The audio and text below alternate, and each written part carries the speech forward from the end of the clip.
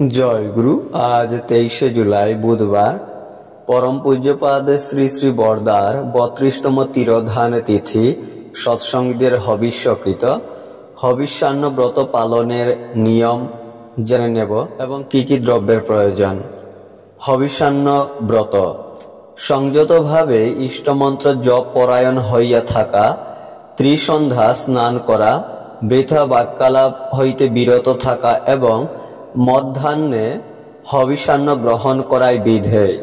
হবিষ্যান্নে আতপ চাল, ঘৃত, সন্ধব লবণ, মুগ বা মটর ডাল সিদ্ধ, তিল বাটা, কাঁচা কলা সিদ্ধ, পাকা কলা, দুধ, জব, হরিতকি ও আমলকি গ্রহণ করা যায়। দিনের একবার পরিমিতভাবে হবিষ্যান্ন গ্রহণ করিয়া বাকি দিন উপবাসী থাকিতে হইবে।